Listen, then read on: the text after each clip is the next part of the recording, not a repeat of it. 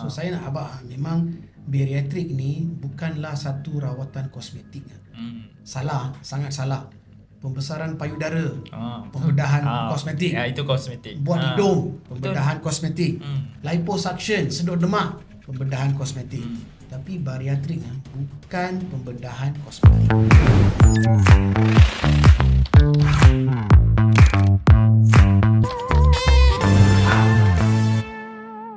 Okey, kembali lagi dalam podcast kita iaitu Relax Loop Podcast. So, minggu ni kita agak busy. Mungkin ada banyak sangat skip episod lah. Bukan skip episod, skip minggu lah.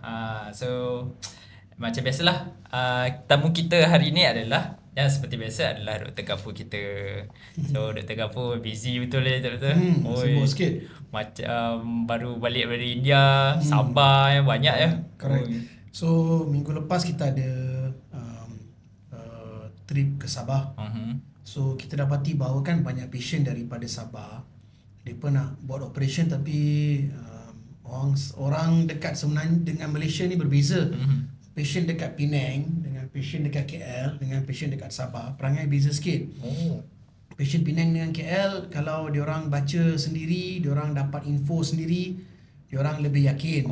Tapi patient daripada Sabah, diorang nak juga jumpa dengan doktor atau misi untuk mendapat maklumat yang mendalam tentang apa yang mereka nak kira buat. dia orang nak detail yang betul-betul detail baru dia orang percayalah. Pelik no? Tersebablah doktor buka booth dekat tu untuk meyakinkan dia orang lagi. Bagi dia orang dapat tahu bahawa benda yang dia orang tengok dekat social media ni betul lah, benar. Orang dia wujud. Doktor ni bukan AI je lah. Dia orang takut juga kalau contoh-contoh tiba-tiba dia orang tempah tiba-tiba punya scam. Dia takut benda tu. Correct. So saya pun pergi dan sambutan sangat bagus. Alhamdulillah, memang ramai orang Sabah yang datang menyokong dan saya rasa sangat terpanggil untuk memberi perkhidmatan di tempat-tempat seperti ini yang memang tidak ada perkhidmatan bariatrik.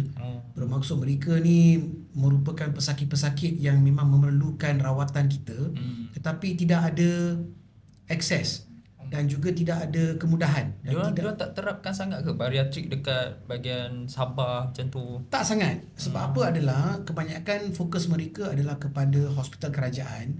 Dan hospital kerajaan ni diorang lebih fokus kepada benda-benda yang memberi kesan kepada nyawa, iaitu life threatening disease macam cancer and all that. Kerajaan masih belum faham bahawa bariatrik ni merupakan masalah yang kalau kita tidak uruskan pada tahap awal, dia akan membawa kepada pelbagai masalah kepada pesakit itu dalam masa akan datang. Patient yang gemuk, kalau kita kuruskan, dia tak akan mendapat penyakit kanser, dia tak akan mendapat penyakit kencing manis, darah tinggi. So ke depan tu memang dia tak ada penyakit-penyakit ni. Betul lah, dia lebih better untuk masa akan datang. Daripada berubat macam contoh orang ada darah tinggi, nak berubat biasa agak susah. So kerajaan masih lagi fokus kepada benda-benda macam bila dah kena je baru kita merawat. So strategi ini strategi yang tidak begitu bagus lah. So di Sabah tidak ada keterapan kepada bariatrik sebab memang fasiliti sana fokus mereka lebih kepada penyakit-penyakit yang menyebabkan masalah nyawa dan juga penyakit-penyakit yang sudah jadi. So bariatrik ni penyakit yang kita buat untuk penyakit kronik yang kita panggil obesity. So saya rasa kerajaan dan pihak public, mereka orang ramai harus lebih prihatin kepada isu ni lah. Tapi mungkin sebab ada certain orang masih fikir, bariatrik ni tak masuk lagi dalam medical, bukan kosmetik lah kan.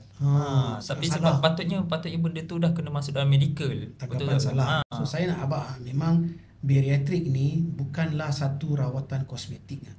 Salah, sangat salah. Pembesaran payudara, pembedahan kosmetik. Ya, itu kosmetik. Buat hidung, pembedahan kosmetik. Liposuction, sedut lemak, pembedahan kosmetik. Tapi bariatrik bukan pembedahan kosmetik. Ia pembedahan untuk merawat satu penyakit. Nama penyakit itu adalah obesity. Obesity, betul. Sebab itulah, sebab kan macam ada orang kata-kata benda tu kan. Sebab dia fikir untuk buat bariatrik ni untuk kurus je, so kosmetik. Tak, sebenarnya benda tu untuk menyihatkan tubuh badan. Contoh orang kata kau ada penyakit kencing manis. So tak ada orang kata kau kena kawal makan je sekarang. Betul. Atau mereka ada penyakit migraine. Tak ada orang kata kau kawal makan je. Tapi kalau orang ada masalah obesity, dia kata kawal makan.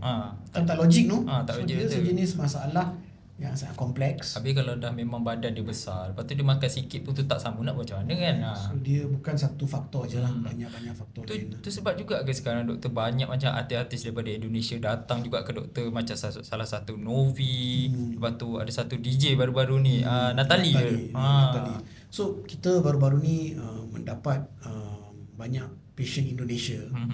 Dan saya rasa sebab utama adalah kita ni bukan doktor kita bukan servis kepada artis lah, pun tahu kan. So kita memberi rawatan kepada semua orang dan kita banyak memikir kepada orang biasa. Hari ni baru aku dapat phone call dia kata yang ada orang ramai memburukkan nama kita, mengatakan bahawa kita ni patient datang kita kutip untuk sekadar buat saja. Tak ada macam tu kan. Kita sangat diperhalusi. Ya, betul. Proses kita dan kita buat kerja dari awal sampai habis dengan sangat teliti. Ramai orang lepas tangan, kita tak pernah macam tu. Kita pun tahu yang banyak patient buat dengan orang lain lepas tangan dengan kita kan. Ya, betul, kita merawat. Dia orang sebab dia orang tak macam mana nak kata, dia tak betul-betul tengok lepas buat operation, okey dah lah kau macam tu je. Macam doktor akan tanya macam mana perkembangan, and then follow up lagi. So patient Indonesia sekarang mula tahu pasal approach kita betul. yang berbeza dengan doktor-doktor lain. So mereka pun datanglah. Dan lately ni kita banyak patient Indonesia, saya rasa dalam saya ramai 40% ramai. Ramai betul. Sampai kita pun kena pandai berbahasa Indonesia tu. Ada beberapa perkataan-perkataan yang kita pun tak biasa tu. Kadang-kadang dia orang datang, alamak, kita kena ramai sangat. Ingatkan patient daripada Malaysia, Indonesia. Alamak. Ibu mau buat bila ya operasi? Nanti dia tengok kita, bila tu apa ya doktor? Bukan, kapan ibu mau buat operasi? Saya mau buat operasinya 5 hari bulan. Jadi bahasa berbeza. Dan saya harap trend ni bertambah sebab kita pun seperti hang tahu, niat kita ni of course berniaga, tapi niat asal kita untuk bantu patient. Betul. So kalau kita hanya nak berniaga, hang rasa kita akan berjaya macam ni? Tak. Betul. Dia niat juga. Niat tu penting. Kalau niat salah tak boleh. Ramai orang fikir yang kita ni berniaga tau. Sebenarnya niat kita nak bantu patient-patient yang obes ni. Semua orang abaikan mereka. Semua tak nak layan mereka. Kalau nampak dia orang naik flight lah, nampak dia orang masuk bilik tu, nampak dia orang macam pelik. Kita duk layan mereka macam elok, seperti mereka ni ahli keluarga kita kan. Mesti dia orang rasa comfortable nak main kat kita. Betul. Dan kita pun tak bagi harga yang orang kata ala-ala raja-raja kan. Kita bagi harga yang mampu milik dan kita tak ambil untung yang banyak. Kita ambil untung yang sikit dan kita bantu seramai mana yang boleh. Harga macam lebih kurang dia orang buat dekat negara dia orang, tapi kita punya lebih murah sikit. Lebih murah sikit dan kita ada kualiti lah. Kualiti lebih Saya better. takkan compromise kan benda-benda. Sebab tak pernah lagi nampak ada patient daripada Indonesia patah balik sebab ada masalah ke apa. Tak pernah. InsyaAllah. So kalau cakap pasal patient doktor tengah ramai daripada Indonesia kan, doktor tak rasa ke cukai dia orang semakin tinggi sekarang ni untuk yang Indonesia lah, yang boleh kata untuk orang luar negara ni. Okay. So untuk penonton tahu tentang latar belakang cukai ni kan. So patient yang kebanyakan ni datang merawat di Malaysia, terutama sekali di Penang adalah patient Indonesia. Dan kebanyakan mereka yang datang merawat di Penang daripada Medan. So Medan ni satu kota yang sangat besar di Indonesia dan mereka sangat suka merawat di Penang disebabkan oleh dua perkara. Satu, geografi dekat, setengah jam naik kapal terbang sampai. Yang kedua, bahasa sama. Bukan bahasa Indonesia, bahasa Hokkien. So dia orang suka cakap dengan doktor kita dalam bahasa Hokkien. Yang ketiga, of course, rawatan perubatan di Malaysia lebih murah berbanding dengan rawatan perubatan di Indonesia sebab isu percukaian. So kita menang kepada harga. So saya rasa harga number one. Harga number one kita. Number two adalah Hokkien. Nombor 3 geografi. Dan of course doktor kita bagus, kualiti dia bagus, dia skill dan dia pandai dan dia boleh buat kerja dengan sekali jalan habis settle masalah. Betul. Mungkin doktor di tempat lain kena jalan 4-5 kali baru settle. Tapi harga merupakan faktor paling utama lah. So ramai yang tahu bahawa charge yang doktor charge dalam perawatan contohnya hang patah kaki, mungkin charge yang hang bayar hospital RM30,000. Charge doktor dalam tu 1/10 RM3,000. Yang RM27,000 tu diambil oleh hospital untuk bagi misi, katil, bagi alat-alat, operation, electricity, air, bandage dia, plaster dia, ubat dia, semua dia akan charge. So keuntungan yang besar diambil oleh hospital. Charge doktor 1/10. Dan kebanyakan charge doktor ni tak berubah daripada tahun 2007. Bukan, 1998 sampai sekarang tak berubah. Tak berubah sama. gaji yang betul. Charge kita memang samalah. So apa yang berlaku adalah untuk patient-patient luar negara, kerajaan sebab doktor kan charge tak berubah. Ya betul. So, dia kata doktor ni hang boleh charge 6% lebih lah. But kalau hang charge RM10,000, hang boleh charge lagi 600. 600 So hang dapat 1,600. Kalau hang charge RM1,000, hang boleh charge RM60 lebih. Maksudnya itu macam duit tambahan untuk orang lah. Doktor lah. Apa yang berlaku adalah hospital ni dia pandai. Dia ambil 6% tu, dia kata kalau kerajaan membenarkan doktor charge 6%, aku pun nak charge 6% juga. Kau nampak tak game dia? Macam So tu dia pula. naikkan bil dia daripada RM10,000 menjadi RM10,600. Dia ambil. Kadang-kadang yang 6% tu dia tak bagi doktor pun. Dia ambil semua. Dia cekau. Dia bukannya charge doktor, charge dia pun dia naik 6%. Padahal kos sama kan. Okay. Tapi sekarang apa yang berlaku, baru-baru ni MHTC, Malaysian Healthcare Tourism Council, dia mengeluarkan satu surat mengatakan bahawa doktor boleh charge sampai 20% untuk patient-patient luar negara ni. 20%. Doktor boleh charge. Doktor boleh charge. So katakan kau ada charge RM100, doktor tu boleh lah charge sampai RM120. Kau rasa hospital akan buat apa? Hospital pun aku letak juga. Dia pun letak juga. Dia kata, kau kata doktor boleh letak, aku pun letak lah. So dia pun akan naik 20% juga. Lah pergi ke dia balik je. Correct. So bila jadi macam ni, harga kita tak jadi kompetitif. Bermaksud aku cakap tadi kan, our first reason kenapa dia main sebab harga murah.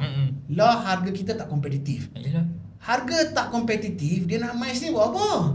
Baik dia stay back dekat Indon, dia buat rawatan dia kan. Benda ni akan membunuh industri pelancongan perubatan kita dalam jangka masa panjang. Dan jangka masa panjang bukan 5 tahun weh. Setahun pun aku rasa mati dah. Susah doktor. Kalau anda kata orang datang sini tiba-tiba, contoh lah, tahun ni dia datang, harga ni. Tahun depan lah. Lain pula. Dan kesan ni bukan hanya kesan kepada hospital doktor tau. Driver Grab, hotel, homestay, gerai makan, shopping mall. Semua bergantung kepada Indonesia yang main Penang ni. Betul. Matikan industri tu. Memang mereka semua koyak tau. Airport, taxi, semua mereka bergantung kepada tu. Boleh kata sekarang macam salah satu, Penang, Melaka, yang tempat-tempat yang orang kata memang inilah tourism datang. Indonesia daripada China. Kalau contoh harga kita tak menentu, jadi lama-lama kan dia orang macam alah lah. Correct. Dia pun tak nak. Jadi benda ni semua kesan. Jadi aku rasa benda ni akan berlaku. Dan aku harap benda ni tak akan efek begitu serius. Tapi aku nampak macam akan berlaku lah. Itu bahaya juga. Tapi kita kan dekat kita masih lagi mengekalkan harga yang sama. Kita tak ubah tau. Paling pun lagi kurang ada kita bagi. 6% tu aku bayar. Betul. Kita bayar. Doktor sampai sanggup nak bagi patient dapat boleh buat bariatrik juga, kita bagi harga murah untuk dia orang. Tak apa, kita untung sikit-sikit tak apa. Kita boleh jalan lah. Betul doktor. Aku rasa merupakan masalah lah. Cakap pasal gaji doktor kan, ada dengar pada speaker parlimen mengatakan dia orang akan potong gaji 50% untuk kenaikan gaji doktor-doktor. So macam mana tu doktor? Speaker parlimen baru-baru ni yang Ketua Johari aku rasa dia mengatakan bahawa ada cadangan untuk pemotongan gaji ahli parlimen. Sebab gaji dia pun kan RM25,000, RM30,000 allowance sebulan. Diseparuhkan. Sebab dia pun ni bukannya on call. Dia pergi parlimen pun, dia pergi mungkin sekali 5 hari setiap 3 bulan dia. Dia lebih kurang macam tu lah. Dalam sebulan 2 kali macam tu. Sebulan 2 kali lah. Lepas tu dia pergi bayar sampai RM25,000, RM30,000. So beberapa hujah yang saya rasa elok dikeluarkan oleh speaker. Pertama sekali yang saya pun setuju, dia kata kenapa pilih kepada doktor je, polis, tentera, bomber, mereka pun patut dinaikkan gaji. Betul. Aku setuju. Memang mereka pun patut dinaikkan. Hampa selama ni bayar mereka sikit-sikit je. Ya doktor, kalau ikutkan yang kerajaan nak naik harga setiap tahun naik 100 je doktor. 100. So jangan naikkan doktor je, naikkan mereka ni. Tapi doktor ni pula mereka bagi hujah, mereka kata doktor kena on call. Dia orang tak payah on call. So itu kira hujah balasan dia orang lah. On call 24 jam, so gaji kena lebih lah. Yang kedua, yang ini yang itu aku setujulah. Hujah dia yang dia katakan bahawa dia kena pergi kenduri kahwin sampai 8 kenduri kahwin, dia kena hadir banyak majlis, so kos dia banyak. Tu mah aku rasa tak betul lah weh. Yang tu tak betul lah. Yang tu sendiri boleh decide nak pergi atau tak. Habaq tak pergi lah kenduri kahwin. Cakap je lah tak pergi. Buka. Hantar bunga ke, hantar hadiah ke, cukup telefon. Cukup hantar dah lah. Ini pergi kenduri hantar hadiah sampai 1,000 lebih. Angin juga. Dia kata dia kena pergi kenduri, so dia kata kos dia mahal. Ini aku tak setuju lah. So aku rasa gaji kita memang terlampau kurang. So gaji kita memang harus dinaik. Dan kau nampak misi-misi kita sekarang semua lari pergi Singapura. Betul. Dan nampak ada baru-baru ni ada isu yang doktor-doktor kita yang kononnya pergi Singapura, harus Singapura bayar kita pampasan untuk menaik doktor kita. Apa punya bodoh cerita ni. Dia dah tak bayar duit kat sini. Lepas tu doktor tu pergi ke Singapura, dia minta Singapura bayar pampasan kepada kita. Orang tak tahu nak brain macam mana, orang tak faham nak brain macam mana. Dia nak rolling apa ni. Macam tak logik tu. So perbezaan gaji sangat ketara. Doktor yang baru bekerja di Malaysia mungkin mendapat 2 hingga 2,500 ringgit sebulan. Doktor yang baru bekerja di Singapura mendapat 3,500 ke 4,000 Singapore dollar sebulan. Kalau bandingkan duit kita RM12,000 dengan RM2,000, besar beza dia. So kalau doktor ni mendapat peluang ke Singapura dan memang dia nak pi, bukan senang lah tinggal family. Semua dia nak pi sana pun, biar je lah dia pi je lah. Apa yang kerajaan harus buat adalah fikirkan mekanisme untuk menaikkan gaji. Itu cara dia. Kalau tak boleh, then just, saya rasa perkataan yang paling elok atau hujah yang paling elok adalah minta maaf. Buat masa ni kita masih lagi tak boleh. Tapi lah masa depan kita kadang-kadang ada macam yang saya tengok yang kerajaan, saya dengar dia sembang gaji dia orang 2,200 untuk berkhidmat. Kadang-kadang ada yang macam jaga orang beranak sampai ke malam, kadang-kadang tak tidur. Terlampau sikit weh. Terlampau sikit, tak lepas belanja kat KL semua tak lepas. Dan speaker ni dia habaq. Dia kata 8 daripada 10 anak dia ke apa bekerja sebagai doktor. Banyak anak dia weh. Ramai anak dia. Dah ramai dah doktor no. Dia nak generasi yang bagus. Ada orang jaga dia lah. Kita pun faham lah dia nak ada orang jaga dia. Tapi itulah. Minggu lepas aku pergi ke New Delhi. New Delhi. So aku ada buat beberapa talk di sana. Dan aku pun nampak yang mereka daripada India dulu daripada India ni kita import doktor ke sini untuk ajak doktor-doktor kita nak buat kerja. Lah tengok kita pula pergi India dan kita beri ajaran kepada dia orang dan dia orang dah nampak kita ni dah naik level lah orang kata. Jadi saya pergi New Delhi dan saya beri satu ucapan di Hernia Conference depa yang besar, dan depa ni memang sangat bagus, depa sangat pandai, skill sangat tinggi. So bila kita cakap dalam satu conference dengan depa ni, bermaksud depa menghormat kita untuk jemput kita, untuk memberi ucapan. Depa pun nak belajar something daripada kita. Dan kita pun boleh share ilmu dengan depa ni. Sebab dia nak kuatkan ke doktor bariatrik kat sana. Correct, bariatrik dengan hernia. Dia nak kuatkan. Depa pun nampak yang kita buat something yang pelik kat sini, yang depa pun nak ikut lah. Sebab tu kot dia orang boleh nampak. Right. Sempat jalan-jalan pergi Taj Mahal. Sikit sempat tengok Old Delhi Masjid Jamat buruk gila memang. Tempat lama orang miskin kesian. Tapi pada social media mungkin nampak macam menarik lagi ni. Tapi kalau kita nak di depan kita pergi lebih untuk pengalaman. Dan juga kalau kita tengok benda yang orang kata kita tengok benda baru, kita appreciate apa yang kita ada lah. So last lah doktor boleh bagi tahu dekat kita punya viewers lah. So doktor, tahun ni betul-betul memang sampai hujung tahun dah penuh ya doktor? Patient? Sorry lah, sampai Disember dah penuh. Dan kita insyaAllah kita boleh buka sampai Januari dan Februari saja. Tapi saya nak abang macam ni kita penuh dan ini satu kekurangan kita. Kita penuh sebab kita tidak menyediakan kemudahan untuk buat operation lain. Dan kita tak menyediakan kemudahan sebab tak ada orang nak deal dengan kita pada harga yang kita nak bagi tu. Orang yang nak deal kita tak ramai. Orang semua pasal benda ni ada untung kan. Kita nak tolong. So kita bukan sengaja.